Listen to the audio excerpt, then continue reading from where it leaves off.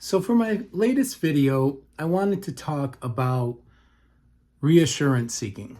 And this is probably something, if you have obsessive compulsive disorder, anxiety disorder, panic disorder, you're probably already familiar with. But I think I should do a video about it because it can be especially insidious and we can start to do it without realizing it. And it has a profound effect on our relationships with our families. So, and it's also completely detrimental to recovering from any of these anxiety spectrum conditions. So let's break it down into three different types of reassurance seeking. The first one being self-reassurance. So that's going to be, we might check on it to see if we locked the door. We might check to see if, I remember in my instance, I was obsessed that I left the door open. I would even leave for work and come back to check it halfway around the block. And then another thing for self-reassurance we might do is we might constantly check our blood pressure. We might check our heart rate. We might check our temperature. Just constantly trying to reassure ourselves that we're okay, that nothing terrible is going on. Another avenue of reassurance seeking is asking others. And this is the kind that really, over the course of time, can damage relationships because, the first 10 times you ask for reassurance, okay. But when it gets to be 100 and 1,000 and 10,000 times that you're asking the same question, asking for the same answers over and over again, this is no doubt going to have an effect on your relationship with whoever, whether it's your significant other, whether it's your parents, your children, whoever. Then the third type of reassurance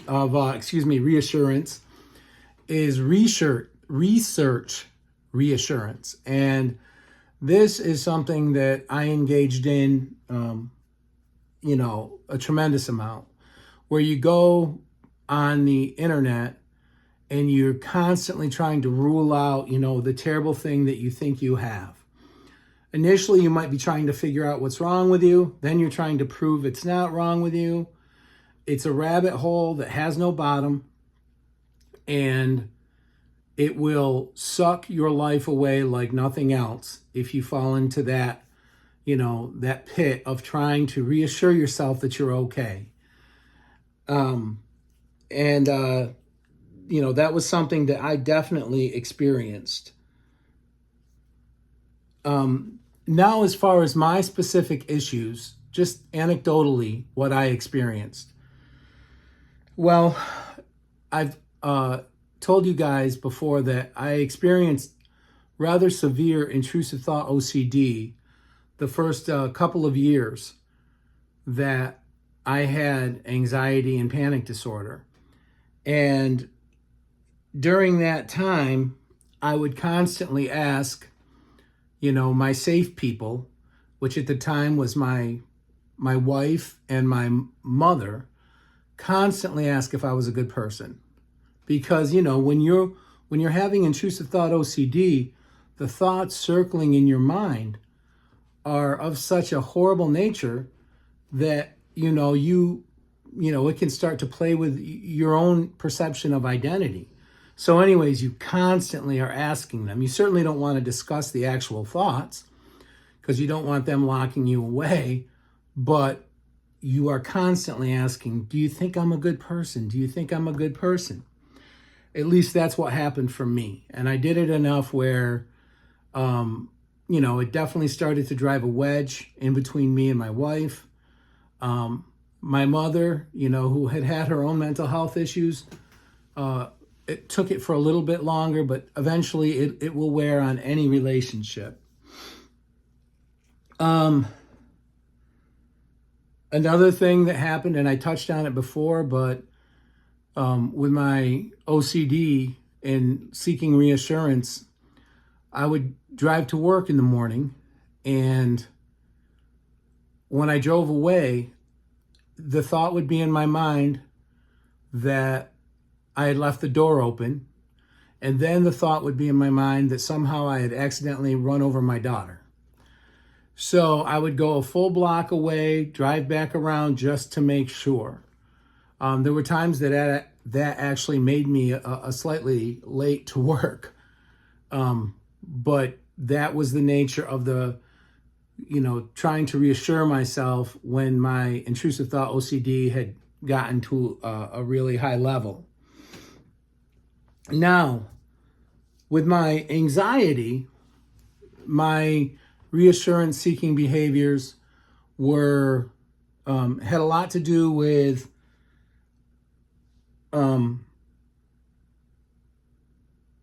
checking my health. I had health anxiety really bad, so I would, the questions would center around whatever was bothering me at the time and what I thought might be wrong with me. I would ask, do I look okay? Do I look sick? How does my color look? If I was worried about, heart issues, I'd ask about my color. I'd ask about if I sounded out of breath. When I was worried about ALS and muscle wasting diseases, then I would, have my wife look at different muscles to see about symmetry and balance and really insane stuff, or at least try to get her to, because by that time she'd been on that journey with me here for the last 2 decades. So she figured out that reassurance is not the way to go, because it actually feeds the anxiety eventually. It quells it initially, and then you want to get it quelled again, because the anxiety is going to come back. That's part of the condition. So you give an answer that gives you 5 minutes of, oh, okay.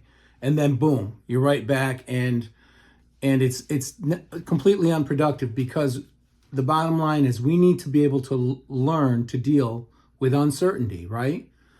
The old saying, the only thing certain in this life is death and taxes.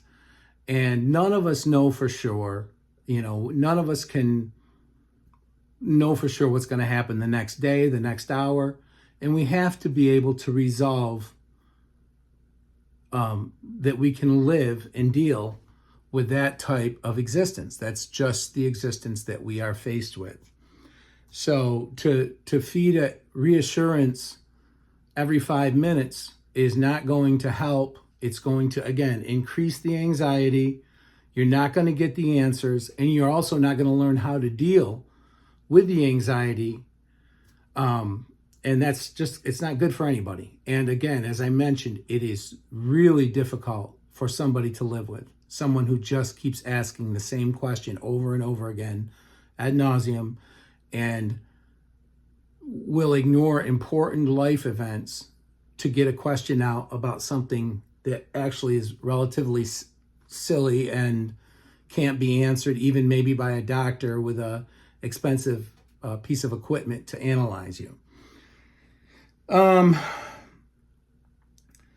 then again, on the internet, I would look for, to try to check off, oh, I can't have this because of this. Or the symptoms I was experiencing, I type in all the different symptoms. And why this is especially dumb, as far as a way to reassure yourself, is because you start to learn about all these different conditions. So where you might have only been worried about 1 or 2 conditions, you do all that research, pretty soon you're like a second-year medical student. And about 50% of those actually do experience some type of health anxiety. And those are neurotypical people. Those aren't people with, previously diagnosed with anxiety disorder. And they develop it just because of all of the disease that they're being inundated with, as far as all this information. And they start, with their minds, they start thinking, oh, maybe I have this, maybe I have that. And anyway, so when you take somebody who has anxiety disorder, panic disorder, obsessive compulsive disorder, and you expose them to this, endless amount of conditions and syndromes and different type of pathologies. And you go ahead and you look at this, and you'll never run out of things to worry about, ever. I remember a show that used to be on television called Mystery Diagnosis. Now, probably a really good show for certain people. They really enjoyed, oh, wow, that's amazing. That they diagnosed him with that. What a great diagnosis. But for somebody with anxiety disorder, no, not good. That would feed into that, oh, I know I have something that they haven't figured out what it is, and there you go. You're back on Google again. You're trying to figure out, solve this great mystery. And at the same time, simultaneously trying to reassure yourself that you don't have these conditions. I remember trying for hours and hours and hours trying to figure out why I couldn't have ALS. And, the diagnosis for ALS, it's a disease of exclusion. So even for a neurologist working with your doctor, it would take months or even years to diagnose. You're not going to solve that puzzle on Google. You won't. It's not going to happen. But you will waste a lot of your life that you should be out living, experiencing, engaging with the people that you love. So don't fall into that trap. It's not worth it. Take it from someone who's been there, who's gone through this. You don't want to be in that situation. So yes, and I explained why it's not beneficial, right? Because even though you ask for reassurance, you get reassurance, and then maybe it lessens it for a little bit. Oh, okay, all right. But then the anxiety comes back, and boy, you want it again. And, you'll do it to the exclusion of life, of the stuff going on around you. And when you do this with people who love you and who you love, it starts to make them feel like you don't even care about them. Because here, their life is going on. They're experiencing all these things, the trials of everyday life. And instead of engaging with them and listening to them about their issues, you're obsessed with asking if this muscle looks right, or if you think I'm going crazy, or whatever other reassurance seeking question that you're looking for. And, after you do that for a period of months or years, it can really tear a relationship apart. So that's why I made this video, because it's reassurance seeking initially seems fairly harmless, then maybe humorous even. But after it's gone on for months or years, it becomes something that is, first of all, keeping the person from getting better. And secondly, driving a wedge in your relationships. And you don't want either one of those things. And just to touch on this, in my recovery, just real quickly, one of the genius aspects of the doctor that got me over the hump with my mental health was that he refused to entertain my reassurance seeking. He refused to. And that is something that I'll be eternally grateful to him for, because even though, I had studied these things to the point where I could speak about them, on a fairly high level, he didn't fall into the trap of entertaining it, of giving any credence to what he saw was very obvious reassurance seeking, in particular health anxiety at the time. So then the natural question is, how do you overcome this? How do you overcome reassurance seeking behavior? Well, first thing, get treatment. Go see a mental health professional. Like I've said many times on this channel, I am not a psychiatrist. I am not a mental health professional. Make sure you get seen by a mental health professional to get yourself on the road to recovery. And this will expedite the process. This will be better than toughing it out, than white knuckling it. So that's number one. Number two, Identify when something switches from a legitimate question to a reassurance seeking question. Learn to identify it. It probably won't be very hard if you've had this condition for a long time. You'll probably notice right away, okay, you know. And then what you want to do is you want to start to reduce the amount of times that you're asking these questions. So give yourself a window initially, you know, because you're going to want to. You're going to want to ask these questions. I promise you, you're going to. So give yourself a short window where you can ask these questions. Get it out of your system and don't ask them again. It'll be hard. It'll be harder than you think. There'll be times that you'll have slip-ups and accidents. But as part of the recovery process, you have to do this because you don't want your mind drawing a conclusion that's not reasonable. Somebody telling you, giving you some verbal reassurance is not making the world a safer place. It's not making whatever the issue is go away, and it's certainly not going to reduce your anxiety in the long term. It's going to actually elevate it and keep it there, because ultimately we have to learn that we can live with anxiety. When we stop reacting to it so much and just allow it to exist, that is one of the great keys in getting better and getting past it. And this is another thing that's really important. Make sure that your significant other, that your family members know that this is not productive. This reassurance is not productive. And, you know, giving you reassurance is not productive. And have them be in on your therapy to get better, which is do not give that reassurance. And I have been truly blessed in this way because my wife figured that out pretty early, that when she fed into it by giving me reassurance, the questions would increase. So she was actually really good at helping me work through that part of getting better. My mom was too, in her own way, because she would make a joke out of it. Even my eldest daughter learned to make a joke out of it as opposed to actually giving me reassurance. And I'm eternally grateful to all of them for recognizing, you know, something that I think a lot of people, it takes them longer to realize, just because they, you know, when you're in love with somebody or when you care about somebody, you know, and you see that they're terrified and they want reassurance so bad, it's really easy to say, oh, listen, no, you're fine, you're good. But you're not helping them. Trust me on this one, you're not helping them by giving them that. And I'm not saying never, but just like you start to limit the amount of questions you ask, the other people have to limit the amount of time that they're going to give you any type of reassuring answers.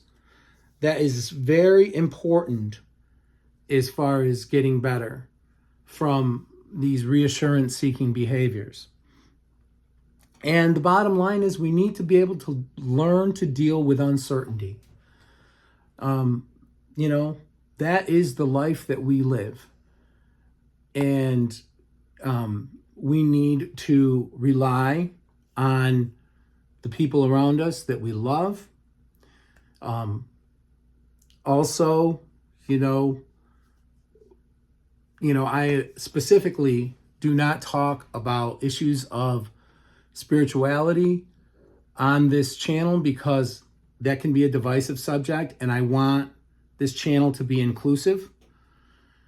But if you do have a spirituality or at least a belief in something bigger than you, this is going to be a great help and give you some peace of mind and comfort. Again,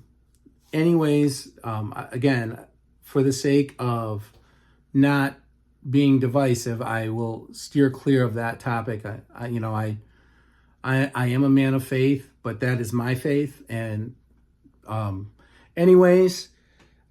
so I wanted to make this video because it's that's one of those insidious things, reassurance seeking, where you think oh yeah, well, he's just asking to see if he's okay. Help him out, tell him he's going to be okay. He's fine. And you feed it and it grows and grows and grows and debilitates and, tears, puts a wedge in relationships where people feel like you don't care about them because all you're doing is asking about yourself and your health. So that's why I made the video. I just wanted to, again, thank everybody so much for the likes, the shares, for subscribing. Again, I want to continue to improve my videos, and both in content and format. Just thank you guys so much, and until my next video, take care.